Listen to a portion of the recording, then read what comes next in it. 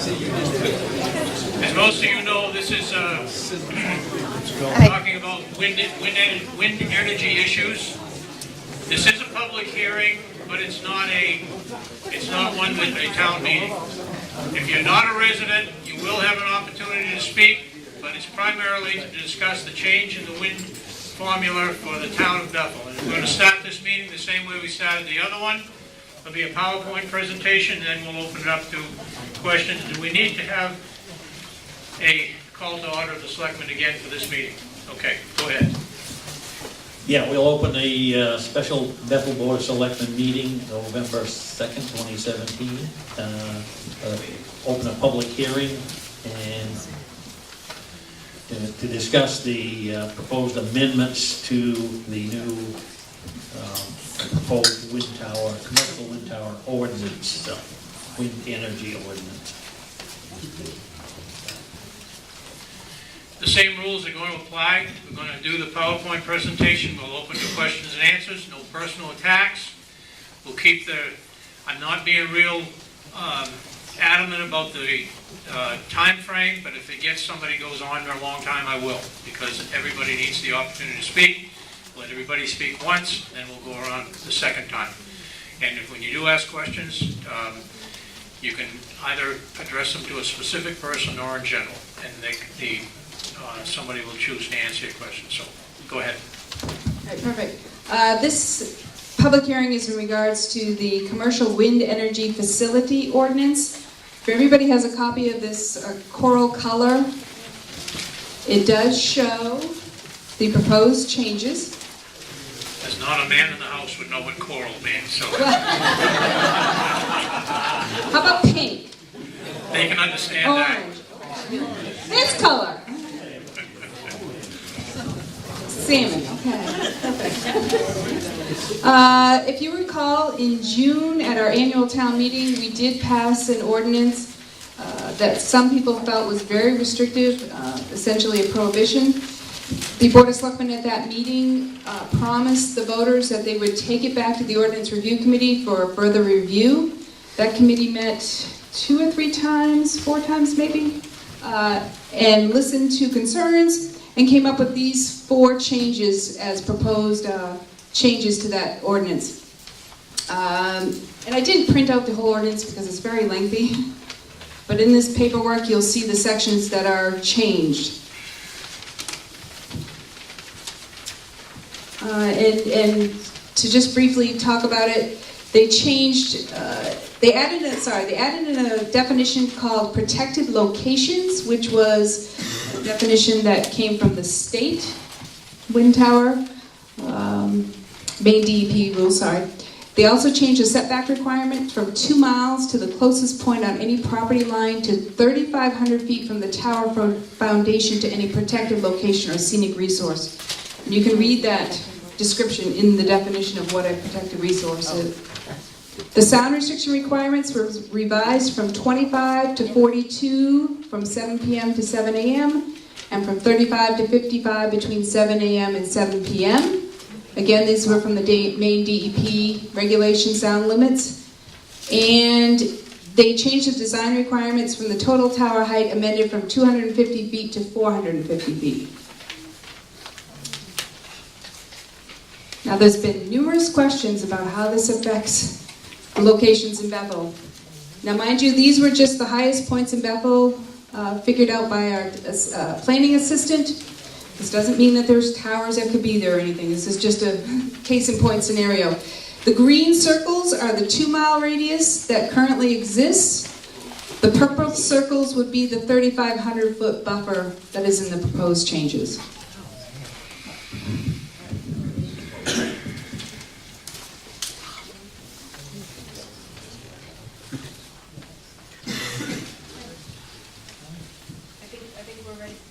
Okay. That's really hard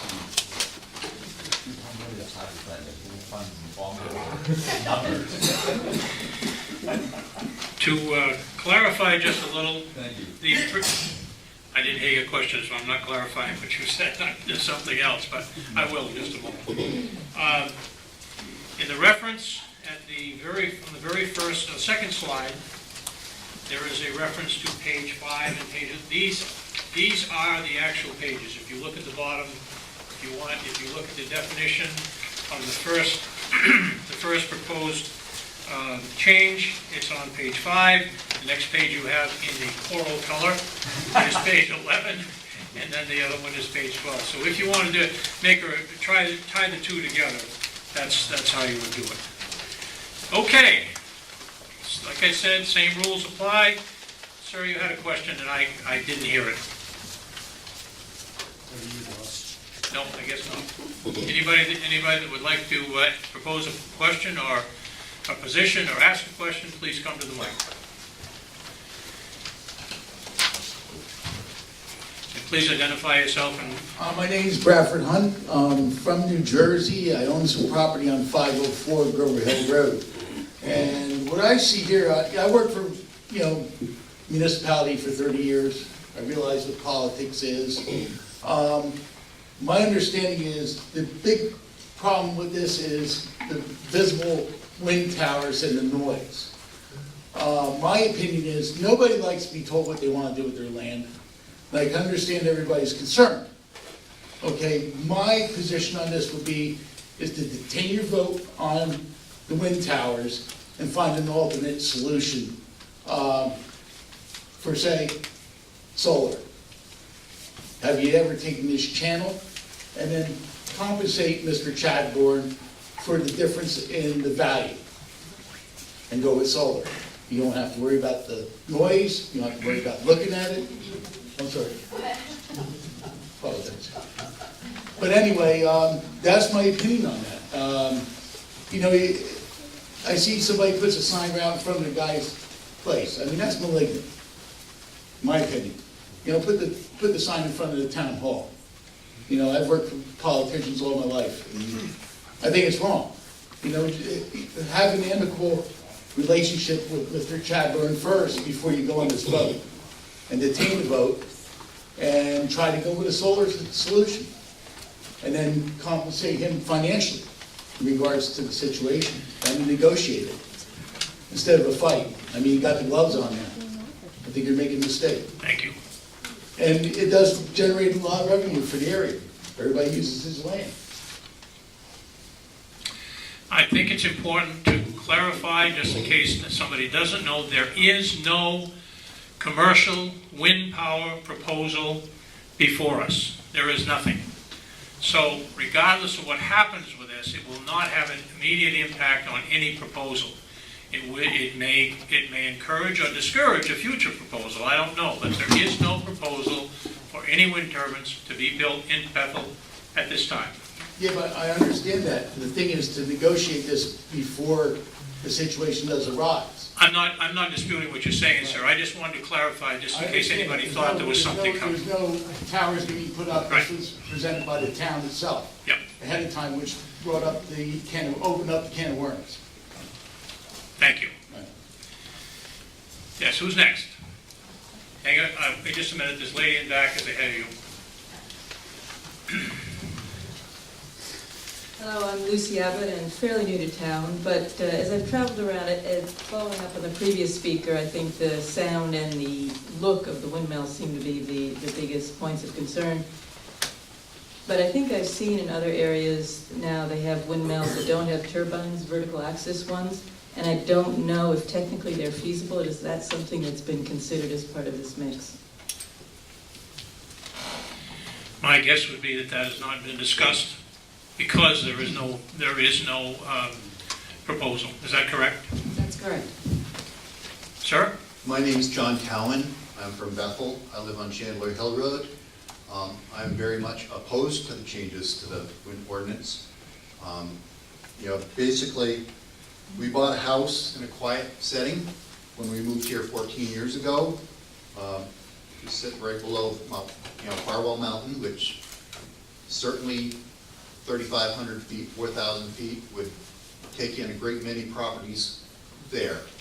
If 2 miles protects us, a mile might protect us, 3,500 feet, 4,000 feet does not protect us. I'm sympathetic with snowmobile clubs. However, They can put their snowmobile on a trailer and move it. I cannot put my house on a trailer and move it anywhere.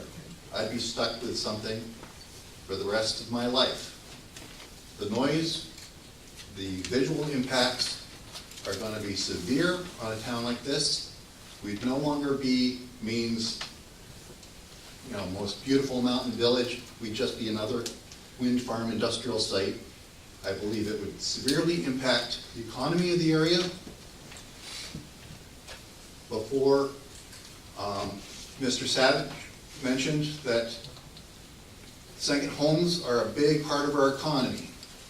How many people are gonna wanna move here and look at that as opposed to what we have now? It just does not compute.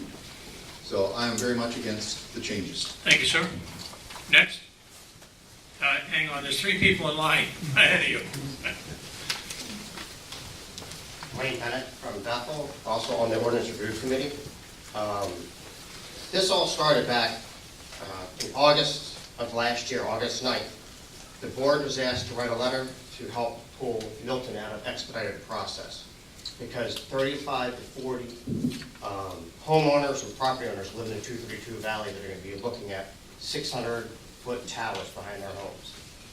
Then we realized that the mountain across from 232, which goes to East Bethel, would be affected for possible development. So in February, we went to them and asked, can we get an ordinance to protect this town? And we started one. We made it pretty restrictive because nobody on the board wanted wind, and everybody we heard from didn't want wind. So we backed it up with using stuff from the World Health Organization. Then we went to a hearing. We went to a vote. We were told at the vote that a person wasn't very happy with this, and we did hear that at the hearing. I don't think that one person is reason to put it back to review. It went back to review. I got a letter about it, and it's supposed to be a comprehensive review. That did not happen. The landowner started closing his land, and it became an expedited process. The last meeting, these items that you're voting on were brokered. They weren't discussed as a committee. It was done wrong. I think the town is now opening itself up to some liability. And I'm going to vote that we keep what we have. I think Bethel is a great place to live, and wind tower is not the answer.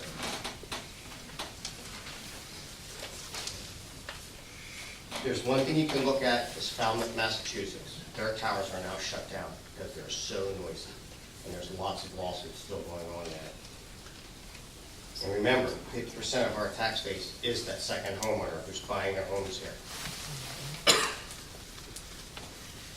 That's it. Thank you, sir. Ma'am, you're next.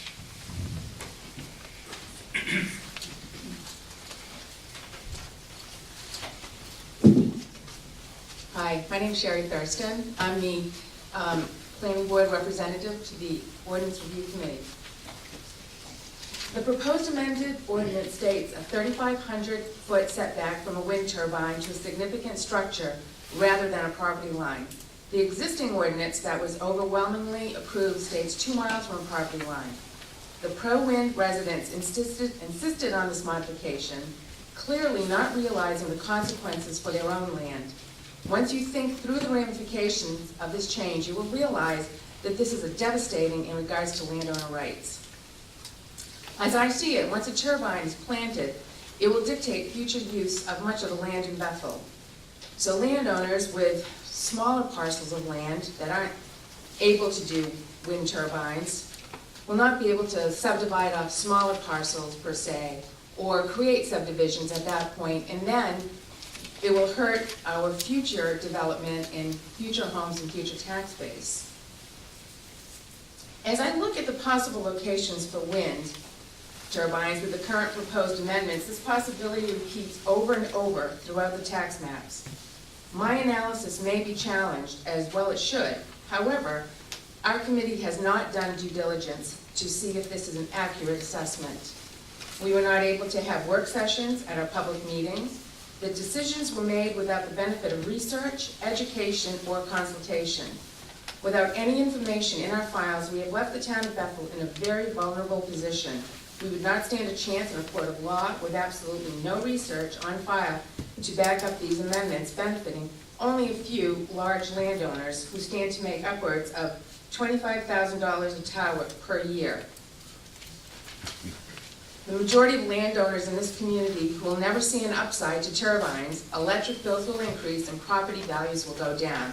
Please come to the town meeting in November and vote no. Thanks. Thank you. Thank you. Sir?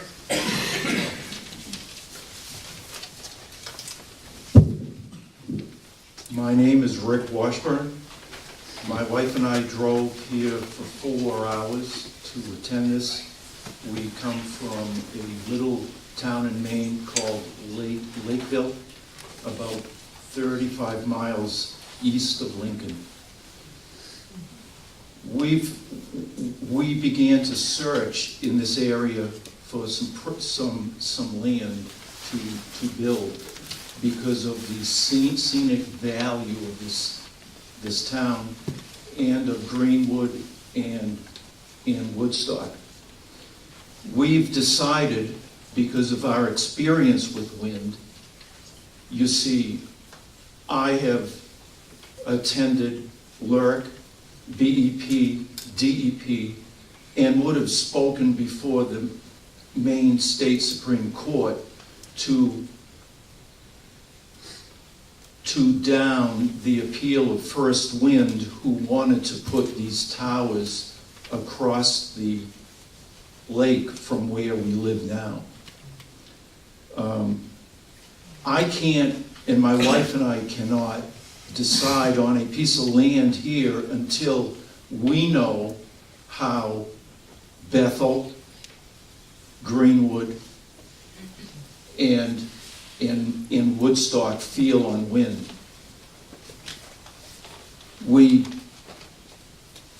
The scenic value that these towers will remove from this area,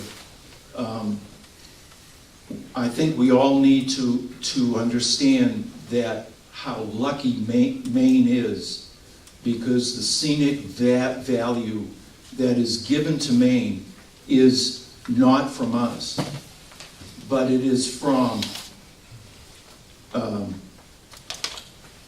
God in the last ice age that we experienced. And if these towers are allowed to go onto these mountains and hills in this area, it will take the next ice age to replace them, because the mountains and the hills will be chiseled away. I thank you, and I definitely hope that the towns do not allow these wind machines to be installed, so that we can decide upon this as an area to buy some land. Thank you. Thank you. Is there anyone else who'd like to speak? Yes, ma'am. There's one. The other ma'am, I'm sorry. You're next. Jane Ryerson, Bethel. Dwayne talks about the health detrimental things about wind towers, but I'm just curious how many people have died from a wind tower.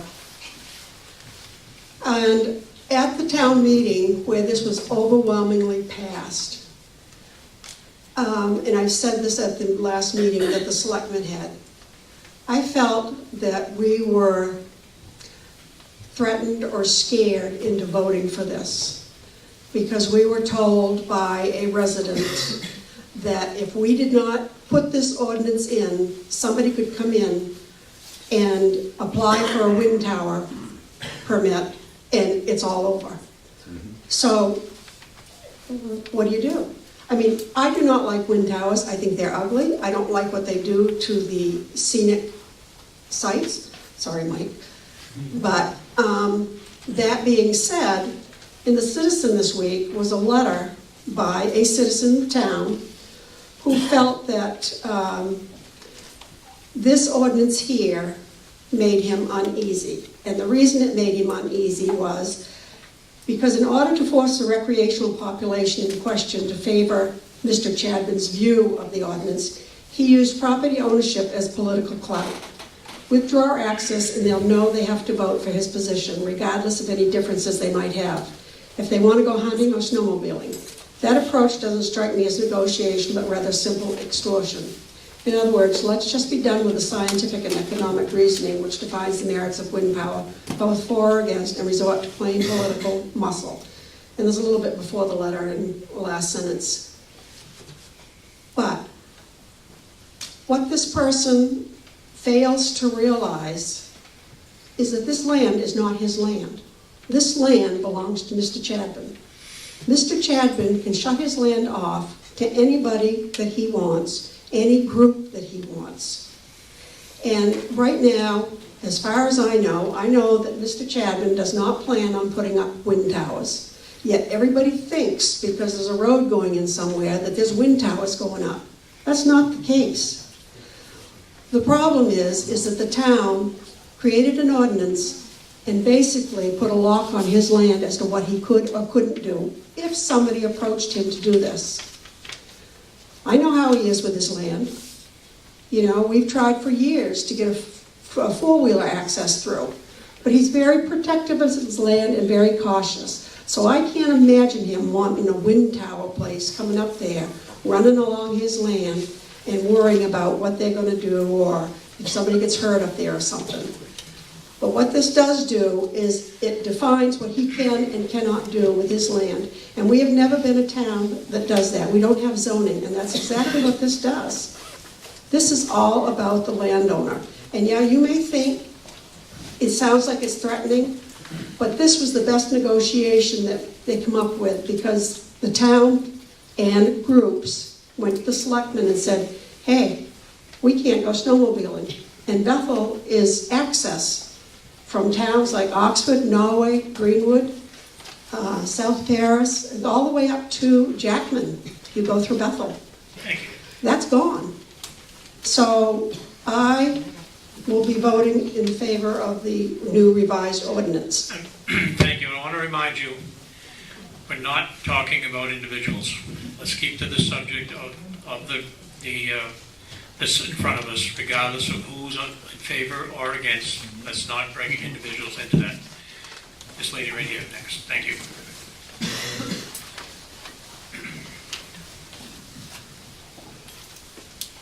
My name is Linda McDonough, and I live in Bethel. And I just wanted to quote a scientific study quoted as wind turbines can be hazardous to human health. I just wanted to go over a couple types of hazards to human health of low frequency sound pressure waves, also known as DBC, and the health symptoms of those hazards in us and other other animals. There's several ways that infrasound or DBC could affect you even though you can't hear it.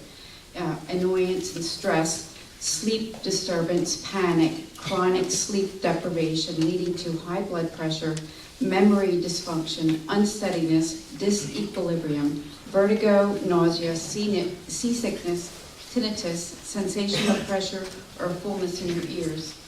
If you're doing anything noisy, mowing the yard or chainsawing, the damage to your ears could be greater if low frequency or infrasound levels are high.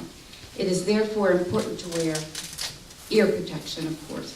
But the most important thing are all the health factors that go into having wind towers in your community. So I urge you to keep last June's ordinance in place and not approve the revised ordinance on November 13th. Thank you. Thank you. Thank you. Is there anyone else would like to address the issues? Yes, ma'am, in the back with the, what color is that? Tangerine. Tangerine. Thank you. See, that's why men don't dare to say anything, because we get it wrong no matter what it was. Okay, bear with me, I'm not good at public speaking. You're doing fine. I'm Sue from Bethel. I'd like to say I support alternative energy unless it is detrimental to citizens or a town. I went and looked at a lot of letters that people wrote from just down the road, Shag and Concord Pond, about how this has affected their homes there. Some of them are camps, some of them are full-time homes. I'm just gonna read a few things. My wife and I have owned a camp at Shag Pond for 10 years. It's always been abundant in natural beauty and solitude. When I was informed of the turbine project, I read everything available to prepare. I'm a retired paper mill electrician, and technology is something I understand and appreciate. My first experience visiting my camp after turbine startup was discouraging. The noise was somewhat akin to low, deep rumble of a freight train in combination with the passing jet aircraft. I was disheartened by the noise, and also the realization that Shag Pond would never again be the same. He writes a lot of other stuff, but he says, more care and planning and execution of turbine sitting could virtually eliminate or greatly reduce much of the public anger. The two most northerly turbines cause 90% of the noise radiated to the Shag Pond Basin. So, again, noise. There's a lot of things that are wrong, I think, with these, but noise is what I wanted to focus on. This one is short and to the point. Just wanted to let you know the windmills are loudest we've ever heard right now. We have music playing and the washer running and the noise is roaring above both of them. We owned a lot at Eagle's Nest. We are extremely disappointed with we own a lot at Eagle's Nest and we had to sell it back to Patriot. We are extremely disappointed. We spent a few nights on our lot. In one evening, I could not even go to sleep at all. The low thumping noise went on all night, and occasionally you could hear the turbine head shifting directions. Human hearing is much more perceptive than high-tech microphones. And the last one.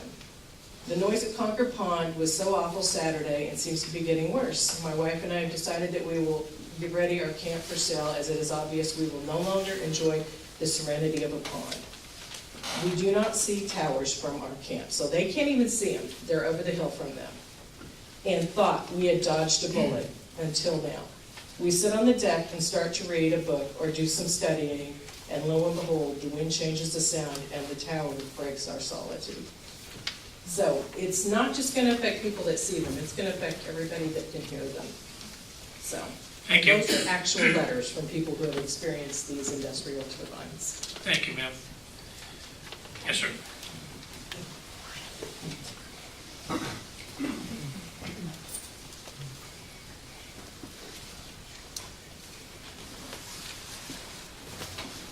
Excuse me, takes a minute to get my knee working again after sitting for a while.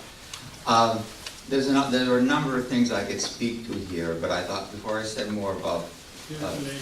I'm sorry, my name is Bob Elliott, and I live in Bethel. Thank you. But I thought I'd jump off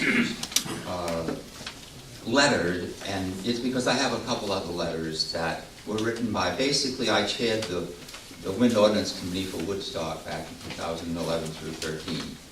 And sometime in their tower started working right about the end of December of 2011. So the first full year of operation was 2012. And so we put up a website and asked people to write us and tell us their experience with this. And I think that experience is important, and I'll talk a little bit more about that if I may a little later. But I wanted to read you part of this letter. This is from a Bethel citizen who also owns a camp on Concord Pond. And he says, to those that have an interest in the wind towers of Woodstock, Maine, I would encourage your support of a wind ordinance. As a camp owner on Big Concord Pond, I am writing to offer my insight and perspective on the importance of a wind ordinance for every town, large and small. Our camp was the first built on this remote wilderness lake and was positioned with stunning mountain views to the south. We enjoy afternoon sun, a steady breeze off the water, and gorgeous sunsets. The wind towers have been very, very bothersome with the atmospheric conditions are present at times. When the blades are positioned toward the sun with a westerly wind and afternoon western sun position, there is a reflective flash for each blade of each wind tower and a flicker shadow from each blade of every tower as they turn. These words, flash and flicker, held little true meaning until we experienced the effect for ourselves. With 8 towers in our direct view, we have 24 blades spinning, catching this reflective flash and flicker. It is quite hard to look in the direction of the towers when this occurs. It literally causes some to have seizures, headache, nausea, and dizziness, and it definitely causes stress. But he goes on to talk about the bigger sort of thing for him was an economic one, in that they had begun, he and his wife began in 1996 to start a rental business, set up a bunch of their places as rental places. And he said the cottage became one of several rental properties for families to enjoy in the summer weeks. We have consistently rented between 7 and 10 weeks each summer through fall. The remote area, no electricity, serene private location, and great mountain views were our advertising promotional points. With the wind towers construction, we felt an obligation to our clients to inform them of the wind towers. This is what one of our advertising sites says. The Lake Cottage is a vintage Maine camp set within feet of the sandy beach of Tonto Pond. It has a large grass yard with a fire pit and babbling springtime stream in the backyard. There is much privacy with a little camp, with a small camp on one side and conservation land on the other. The waterfront is very private with southern mountain views and a dock with a canoe for your use. This is a remote mountain pond that is very serene. The area has no electricity, which adds to the charm. The cabin is equipped with gas lights and appliances and has cold running water gravity fed from the mountain stream. Try to bring it to an end, sir. Pardon? Try to bring it to an end. You've more than used your time. I'm almost done. Okay. A true off-the-grid experience with the ironic twist, the southwest views are of a modern wind farm supplying green energy to the rest of New England. Even with a bad economy for the past several years, we have still done very well with summer rentals, as this is a reasonable summer vacation without a lot of travel expense for New England families. This past summer, however, with the presence of the towers, was quite a different scenario. The loss of business at the cottage was dramatic. Several long-time renters opted to look for another location. With our tax returns finished and for 2012, our revenue at the camp was off by almost exactly 60% over the income from 2011. I strongly urge residents to approve a wind ordinance before further damage is done. Thank you. Thank you. Yes, Ron? Yeah, Ron Savage in Bethel. And I can appreciate that story, and I can appreciate all the stories. But why should one owner feel to have value on their land and take from another landowner's value? And that's what's happening here. Just as a side note to the letters. As far as the ordinance goes, there was a bunch of us that asked the town leaders to not put the last ordinance, which really wasn't an ordinance. It's basically, and the committee has admitted, they were all anti-wind, and they wrote an ordinance that basically prohibited wind, or the idea of wind. And so we asked that a simple moratorium be put in place, and factually we were told that's not enough. A company could still come in, fast track, and we would have no say. In hindsight, we've learned that that's not true. We were not told the truth, and I don't think anyone did it on purpose, but it surely was the fact. A moratorium would have accomplished the same thing. We were also told that if we didn't have an ordinance in place, we couldn't put one in place once a company came in and looked for a site. That as long as they came in and stuck an application in the town's face, that we couldn't put an ordinance. What's happening in Greenwood is actually factually, it makes that last case false. Greenwood has a test tower up, and they are currently working on their ordinance. So a lot of the folks, most of the folks, voted for that in fear of the worst case scenario. At the last meeting, I asked all the landowners that were there, and I'll ask again, has any landowner in the town of Bethel been approached by any representative from a wind company? And I don't think anyone here has. So this is somewhat fake news that a wind tower is trying to come to Bethel. I've talked to people in the industry, the guy that manages Kibbe, and I said, if Bethel hasn't been approached, and all the other towns surrounding Bethel have been approached, why aren't they asking about Bethel? And he said, probably because of the airport and the restrictions placed on it by the airport, and probably the topography and just the geographical location. So if they've gone to, you can name them, there's probably 30 towns that they've gone to, and not one has seen Sarah Tucker, the town planner, or any landowner. We're sitting here putting our trails, and it's not just snow machining. We're putting property rights, snowmobilers, cross-country skiers, mountain bikers, hunters, fishermen, people that work hard every day. Mr. Chadbourne's been a very, very, very good steward of his land. He by no means is Quimby, okay? He's been a very good steward of his land. Everyone's making him out to be some sort of vulture. He's protecting his property rights. This is a reasonable compromise done in fairness, as we were told that we would come up with a reasonable compromise by the selectmen at the town meeting. This is reasonable. I will be the first to stand up and fight for a neighbor if there's not even they're not even asking first off, so that's where the fake news comes from. They're not even looking, they're not even smelling or feeling. The facts are the facts. I mean, there's a lot of things sent out there about flicker and noise. That's all could be disputed. But what can't be disputed? No one's asking, no one's looking, no one's buying, no one's even knocking on the door. So we passed this, and I will be the first to stand up if they do come to Bethel, and I will give you my personal guarantee, if they do come to Bethel, and they pick a location, we still can tweak our ordinance. It's got to go through a huge process, huge. Once they apply for a test site, which they're doing in Greenwood, my understanding that takes over a year planning. I'll be the first to tell you I will stand up, fight for the neighborhoods, protect the neighborhoods, but we're taking a risk on losing a lot of public access for fake news. I urge you to vote for this, and we can work down the road if they ever come. I don't believe they're ever coming, and the gentleman at the wind farm in Kibbe told me the same thing. He said, if they're not there now, they're not coming. This is reasonable. We do have the opportunity. This isn't the end all. We're working on this ordinance. The original ordinance is being tweaked already within, from June until now. This is not the end all. It can be tweaked again. There was an opportunity to work on it and to satisfy the specific characteristics of any neighborhood that they do choose, and I don't believe they're ever going to choose one. But we would be the biggest fools to slap Mr. Chadbourne in the face. Someone mentioned at a meeting that he was screwing over the town. Letting you use, he owns the land, he has the right, we all have the right to use our land.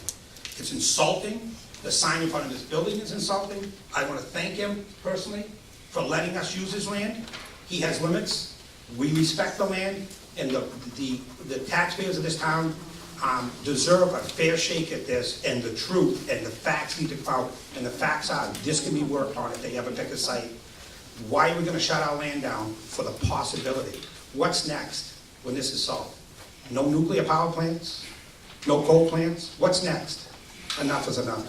Thank you, Mr. Savage. Anyone else? Yes, ma'am, in the back.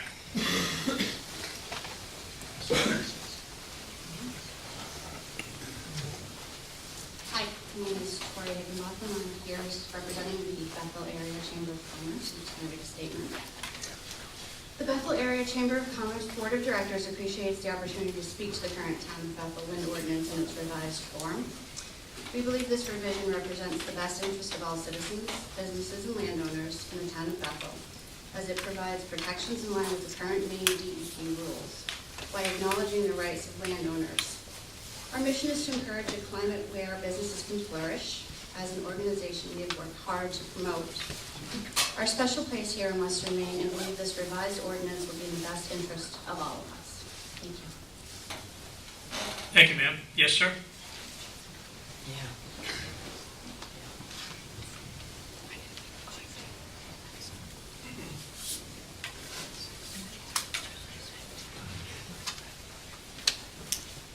Good evening. My name is Michael Magner. I'm a Bethel resident, and I also represent Save Our Trails Bethel. There's a couple of misconceptions I wanted to address. Number one, this is not just about snowmobile trails. Some of the opposition wants to belittle the point of view and think this is just about trails, and that's certainly not the case. Number two, we're not pro-wind. These are scare tactics which got us into this mess to begin with. Myself, the organization, Chadbourne Tree Farms, Bob Chadbourne, nor any other resident in Bethel has been approached by Big Wind or expressed any interest in bringing wind to Bethel. Our efforts are solely to protect the landowner rights.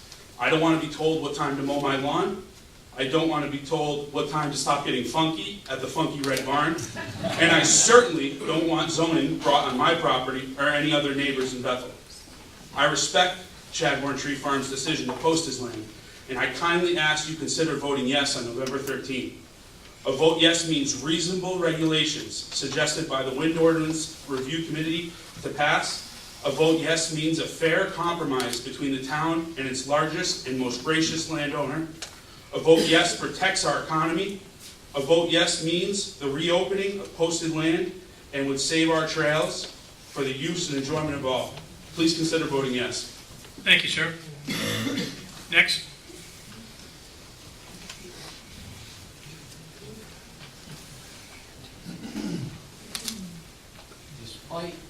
Despite comments to the contrary, Ron's right, there is fake news. It started with Jane when she called me Mr. Chadbourne. I've never known a Mr. Chadbourne. I'm Bob. I know My father Mr. was Phil, and my grandfather was William. Your father was always Mr. Chadwick to me. I used to work for him. He would have corrected you if you called him. But anyway,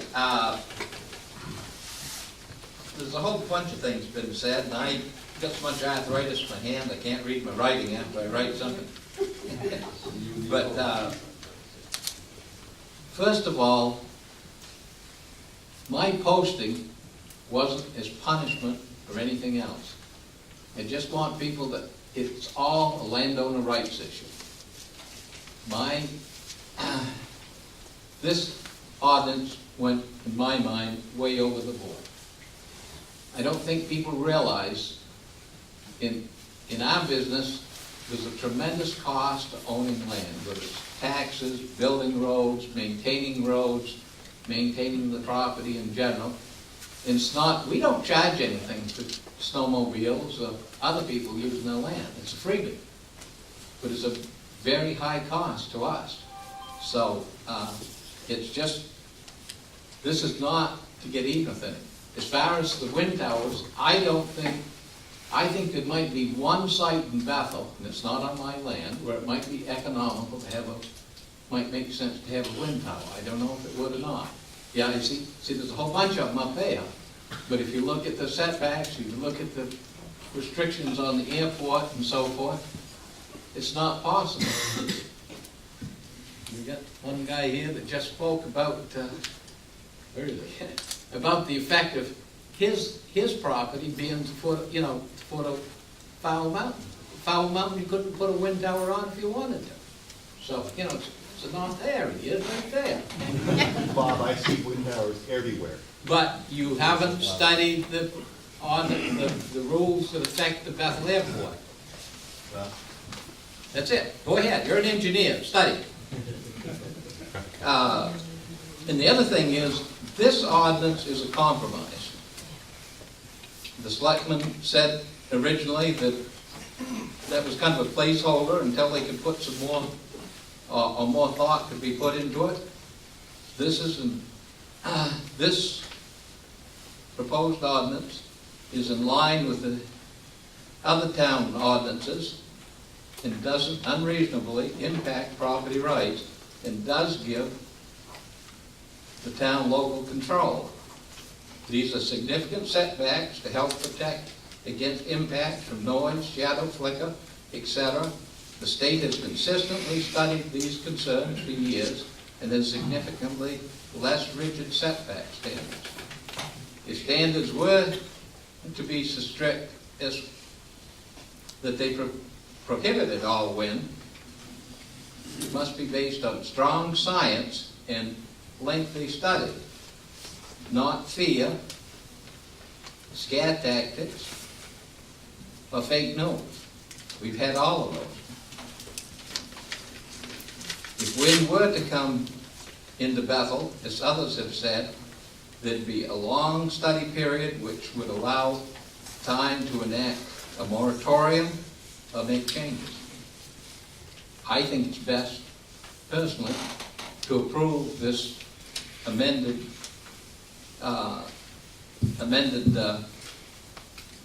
ordinance. I'll try to shut up. How's that? All right, answer any questions if anyone has them. Thank you, sir. Is there anyone else who would like to address us? Before you do, sir, is there anyone who hasn't spoken that wants to address the group? This gentleman's spoken already. Hang on, sir. Right here, go ahead.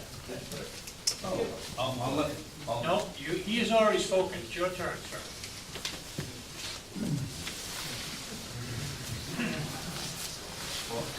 Talking about shaky handwriting. I'm Seabury Lyon from Bethel. And it's been a very interesting discussion so far. And the emerging themes that seem to loom large here center around property rights and the health issues, health and quality of life issues.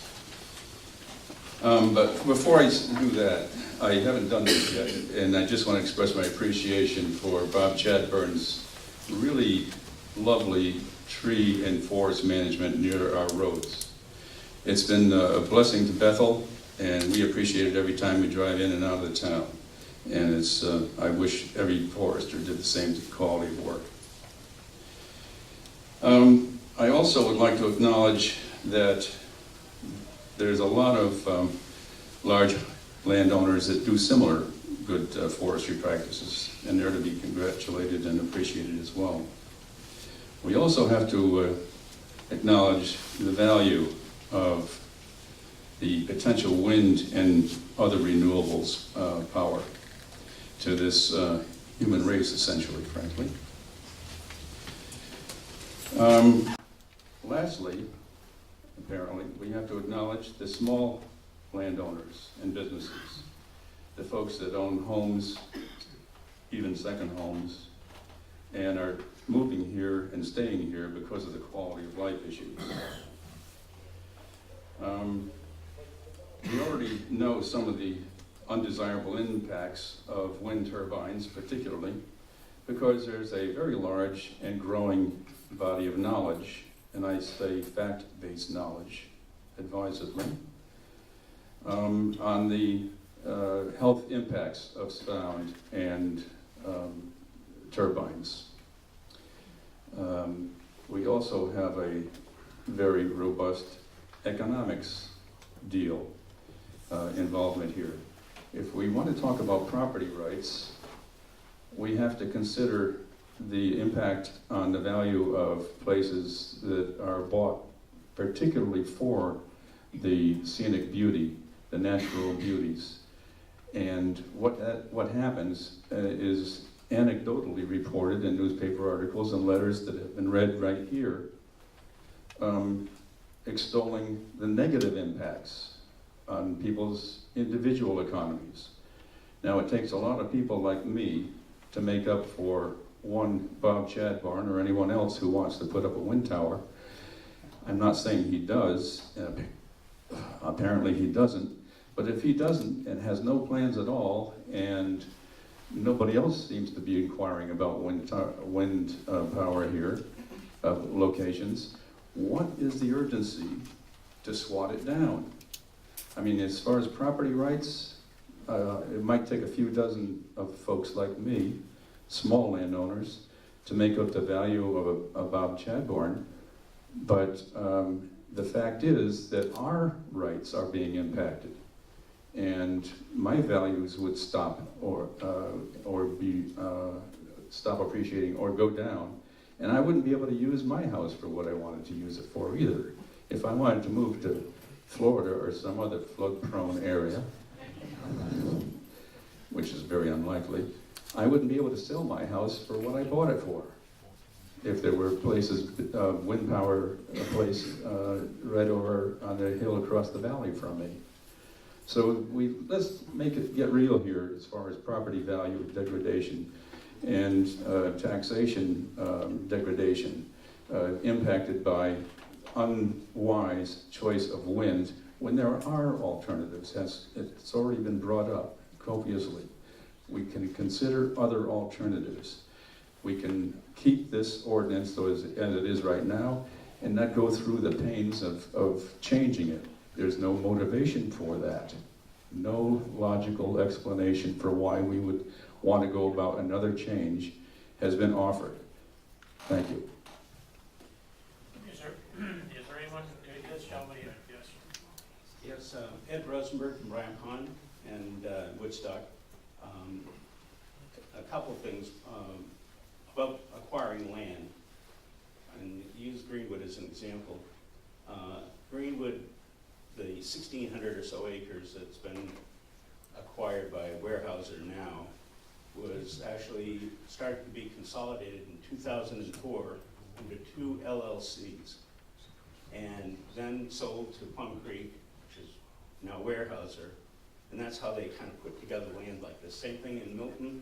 It went on for a number of years before finally it had to come to light that this had been going on, and there were already easements that were put on the land that they needed to put the towers on, and no one understood or knew what was even going on.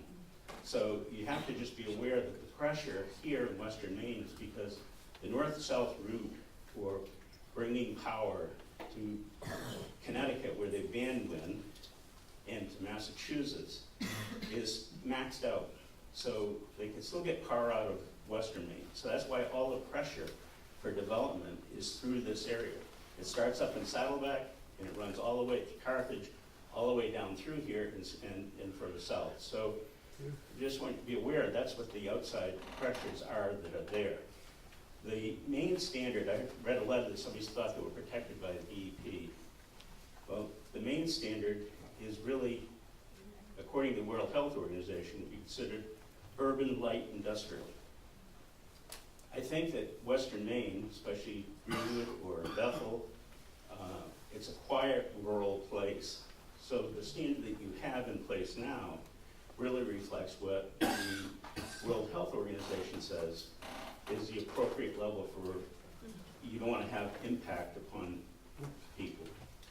So I recommend, and from out of this town, but from my knowledge, I think that what you have on the books now is going to protect you. And I would hate to see you move in the direction of the state standard, because the people in the state, indeed, people tell you that it's not going to protect you. You're going to hear it, you're going to know it, and if you live within a half mile of it, you're going to feel it. Thank you. Thank you, sir. Is there anyone else who would like to speak that has not spoken yet tonight? Okay, sir.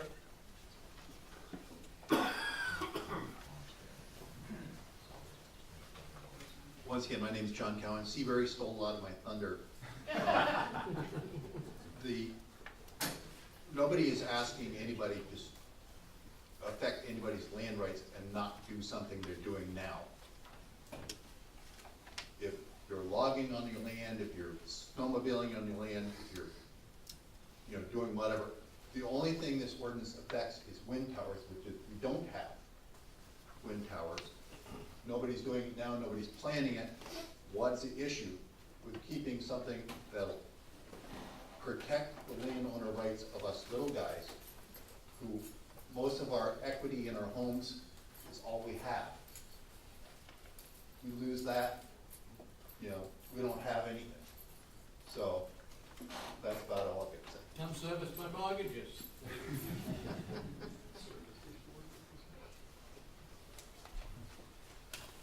My name is Gretchen Motz, and I do consider myself an environmentalist, but I'm not in favor of wholesale wind.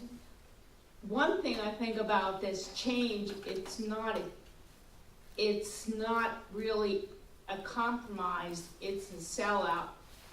Why did we go from 2 miles to about a half a mile? Why couldn't we gone from 2 miles to 1 mile from someone's property? I just don't think there enough thought has gone into this yet. So I would like to see more study rather than a up or down vote at this time. Thank you, ma'am. Is there anyone else? Seeing none, I think we move on to the, oh, we have one, I'm sorry, sir. Go ahead. Could I put this up on easel over there? I don't know. Air.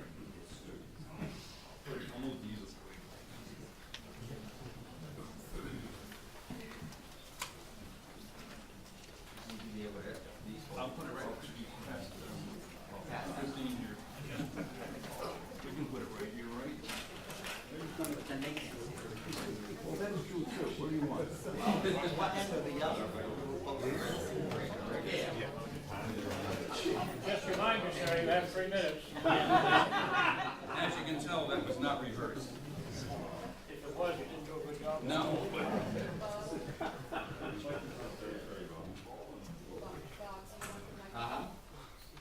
What's somebody saying? You want the microphone?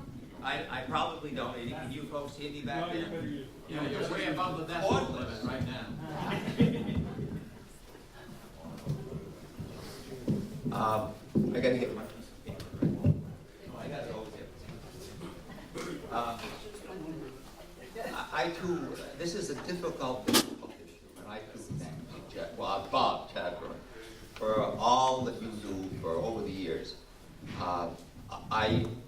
You just told this gentleman over here he should study.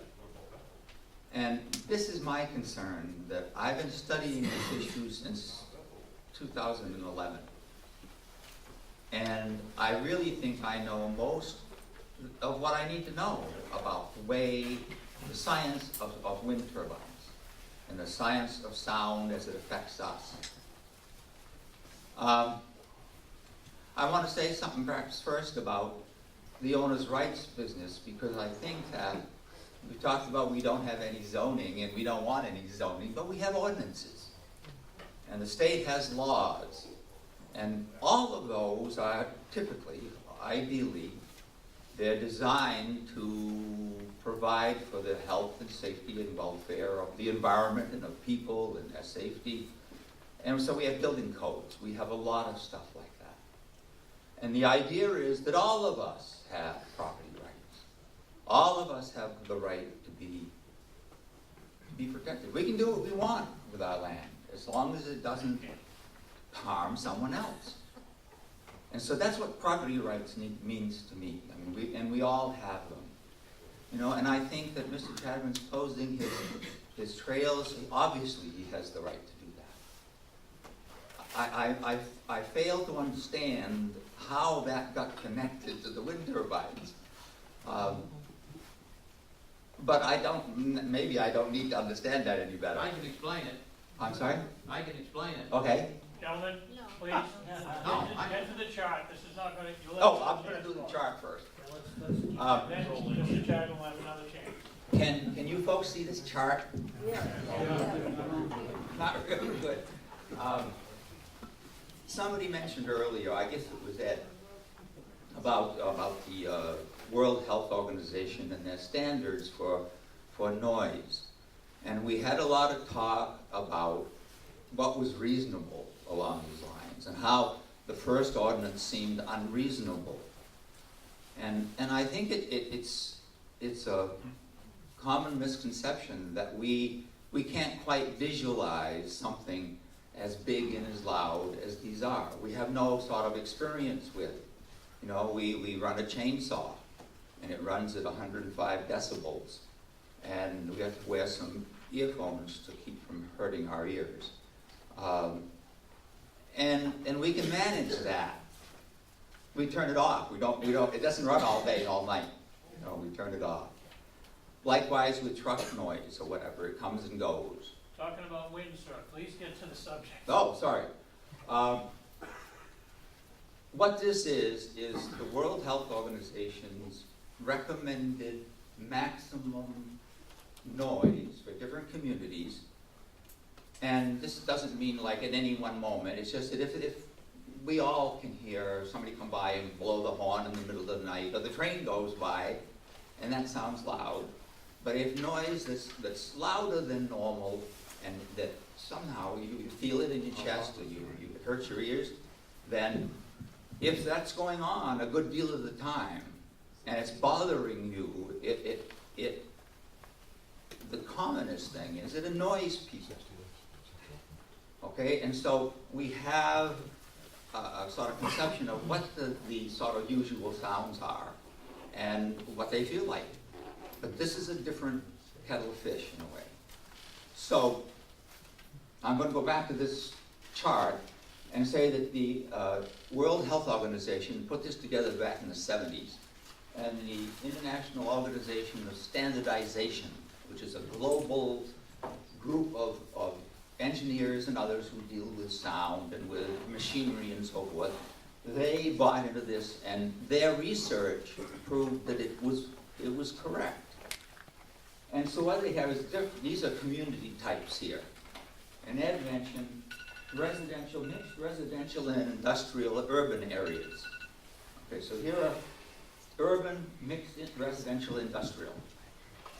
And these people who are looking out for the welfare of all of the people all over the world, they're saying that it's okay if in a place like this, because people are kind of used to noise, that you can have a fairly steady sound that's 50 decibels loud. Okay, dBA. That notice the atmosphere in here, or it's my health. I'm dry as a bone here, so I'm having trouble speaking. So here's 50 dBA is a common sound level in an industrial area, in an urban area, and it's okay. It doesn't mean that people are healthy and feeling happy about it, but it's not out of the ordinary, and so people can put up with it. And so during the daytime, it can be up to 50 decibels. In the evening, and for them, the evening was 7 p.m. to 11 p.m. They could have 45 decibels was the max. And at nighttime, 11 at night to 7 in the morning, they said 40 decibels was loud enough. And louder than that, people begin to get annoyed, and they begin to get stressed, and they begin to get ill in various ways. As Linda said, I mean, she named some of the ailments that people can have, and these are real. These aren't fake news. This is fact, scientifically proven stuff. Every bit of it. And then the next sort of community type was rural residential, and they said in such a place, during the daytime, 45 decibels was loud enough, and in the evening, 40 decibels was loud enough. And during the night, it should be down below 35, where people live and sleep and recreate. Okay? And in suburban areas, again, you see each of these things going down 5 every time. So that when you get to a place like Bethel, Woodstock, and so on, they're quiet rural communities, and they're saying that once it gets over 35, people begin to notice it and get annoyed and get not feeling really well. And in the evening, 30 decibels is enough. And here at nighttime, 25 is enough. And so these are set as the maximum acceptable sound level for sounds that kind of go on and not just coming and going, for different communities that are recognized worldwide as good standards. And this is not fake news, this is real stuff. And so what happened is, I think, with both of these efforts around the ordinance, the first one, I think, came up with a pretty good ordinance. The changes have us back up here. The changes have us back up here, as though we were in downtown Portland. Basically, the state came up with their state DEP regulations about wind. They came up with their 45, I think now it's 42 decibels at night and 55 during the day. And that came from a dispute they had with the city of Portland, where people were complaining because there were these barges and ships unloading and loading scrap metal down there in the harbor. Sir, try to wrap it up, please. You've gone way over your 3 minutes. Well, I mean, I don't know that I'm the only one who has, sir. I mean, Please. Way over. let me finish up this way.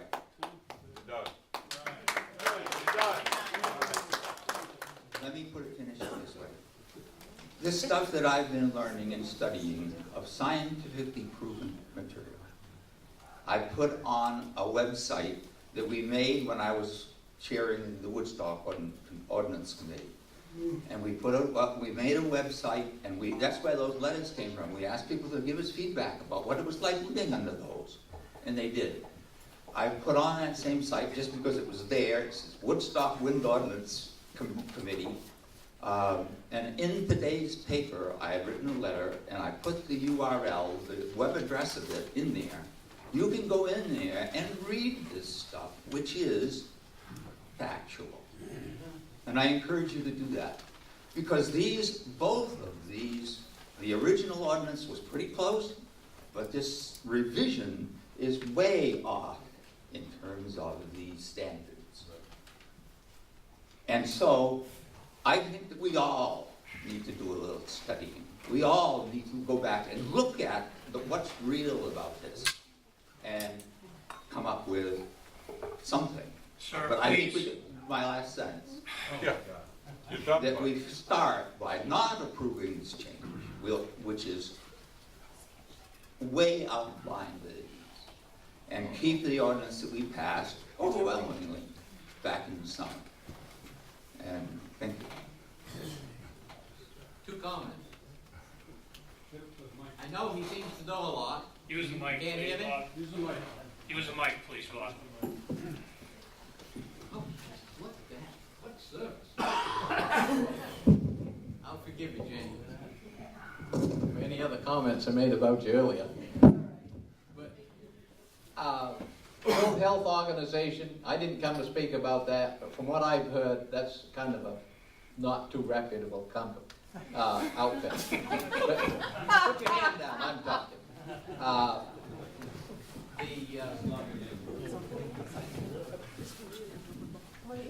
As far as the answer about what does this have with property rights, this was an overreach. It's been acknowledged it was an overreach. And that's what has driven me. I mean, this just kind of went beyond anything reasonable. That's why I posted my land, because I don't want to see this committee or any other committee promoting unreasonable ordinances. I've always supported land use ordinances, anything that's been reasonable, whether it's subdivision ordinances, road standards. I've also always supported private property rights, not just my rights, other people's rights. As I've said at one other meeting, there was a problem on the Daisy Bryant Road. And I supported the landowners on that. It had nothing to do with me, but it had to do with private property rights. And so that's... Thank you. Excuse me, I got a system on my phone here. Talking back to me. Just a second. Is there anyone else that has not spoken? Down here. Yes, go ahead, sir. My name's Can you hear me? All right. My name's Andrew Whitney. I'm a selectman of the town of Bethel. I've never been one to not give my opinion, so I'm going to give my opinion. I'm by no means an advocate for wind energy. I don't appreciate the environmental impact that it has on us, and I don't appreciate the fact that it's a heavily subsidized industry from the federal government. That being said, I enjoy my property rights, and I'm a huge advocate for private property rights. Just to put things into perspective as far as the wind side of things goes, I can do everything that you can think of outdoors. I enjoy the outdoors immensely. 20 years ago when I hiked Mount Spec, you couldn't see any wind no wind towers. You could maybe see a radio communications tower here or there, but that was about it. You couldn't even really see cell towers. If you hike Mount Spec today, I can personally guarantee you that you will see a wind tower in Woodstock, you will see one in Carthage, you will see one in Roxbury, you will see at least 2 in New Hampshire, and I'm not sure, because I haven't been up there in the last couple months. In the last 6 months, they put a wind farm over in Canton. I'm not sure if you can see that one or not. Now, to get back to where I was before, I'm also a huge advocate for individual property rights. I snowmobile. I had the pleasure of reading a number of letters from both sides that was included in our last packet at our last meeting. And it was probably about a 50-50 split in favor of this ordinance and opposed to this ordinance for a variety of different reasons. But I'll say that in reading that letter, there was one common thing that both sides valued. Both the people who are opposed to this change and the people who are for this change value the natural resources and the outdoors in the town of Bethel. That was unique to me to see that, because usually there are kind of some different values when you have 2 opposing sides. But in this case, the sides really value the exact same thing. We all want to use the outdoors. We all want to enjoy the serenity that the town of Bethel has. I want to be able to go snowmobiling this year. I also don't want to snowmobile this year to find out that I have to turn around and look at wind towers when I get to the top of my destination or whatever that is. So there's a kind of a contradiction in that, and that leads me to the ultimate point here, is that this is really a balancing act between saving our natural resources and our serenity and individual property rights. In my opinion, this is a compromise that's reasonable between those 2 things.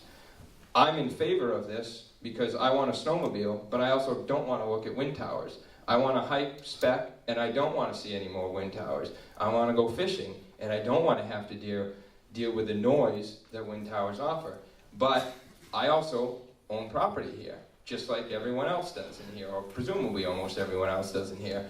And I want to be able to do what I want within reason on that property.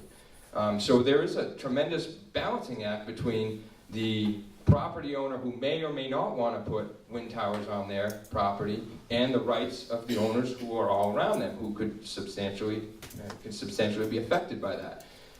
In my mind, this ordinance meets that, certainly a lot better than the previous one. I do feel that the previous one was overreaching. Now, to go to my next point is, if you're anti-wind, my recommendation is to go at wind at its source, which is the government subsidies that it gets. If we didn't subsidize the wind industry nearly as heavily as we do, it would not be economically feasible for them to build wind towers.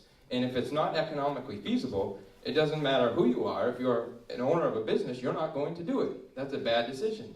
So I would rather see us attack the wind industry at its source, which being the government subsidies, and not attack individual property rights. It's very difficult to get some of those rights back once we've lost them. Again, I'm in favor of this. I think it reaches that compromise. That's all I have. Thank you very much. Is there anyone else that has not spoken? Okay, sir, go ahead. Thank you.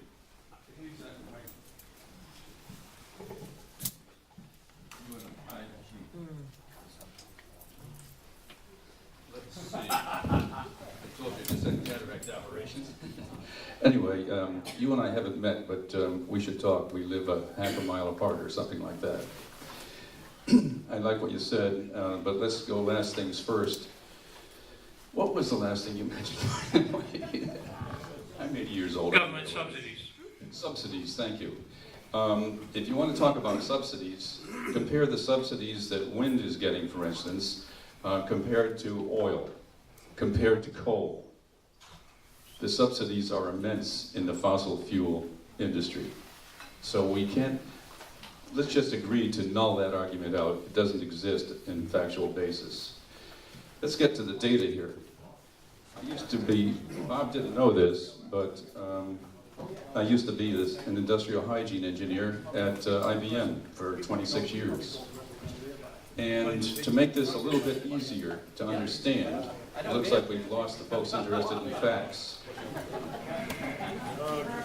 Okay, so let's go here a little bit. What I'm trying to get at is, when you compare the levels of these decibels, which is a very mysterious measuring increment, but it really does work, you have to understand that for every 3 decibels of power increase or decrease, you're cutting the actual acoustic power in half. So a 3 dB increase can be very, very loud if you have a very low noise level to begin with in the background. As the noise level in the background increases, you can tolerate more invasive noises before you go above that. So it's just trying to demystify this a little bit so that you understand that when you're living in the circumstances we're living in here, you can't tolerate much of an increase without getting a degraded quality of life, especially when it's on a 24/7 basis. Okay. Thank you, Steve. Thank you. Somebody close those doors back there, please. Is there anybody else who would like to address this issue tonight? Now, I have one question. Can we vote on the 13th by ballot rather than by show of hands? You have to ask the town manager. That will actually have to come from a motion, a second, and approval by the voting legislative body at that meeting. Are you kidding me? No, that's the way it works. She's absolutely right. All you have to do is stand up and make a motion that a secret ballot be done and it be voted on. It's very simple. If that's what the people want, that's what you'll have. And it's true of every town meeting. That's not Bethel. Great, thank you. And you do have to be there. You cannot vote absentee. Right. Yes, sir. I have to say one more thing. I don't have a mic. You have a mic?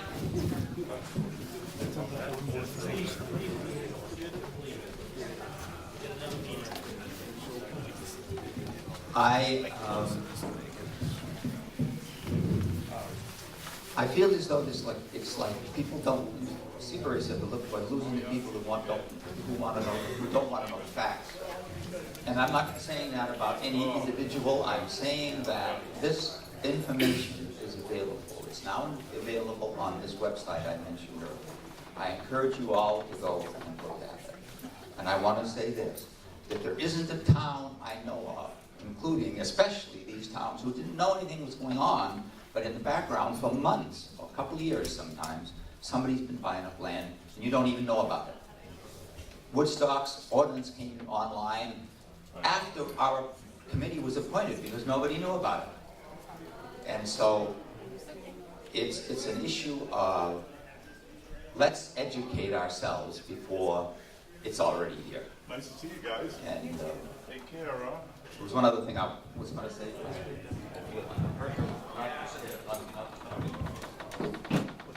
Thank you all very much.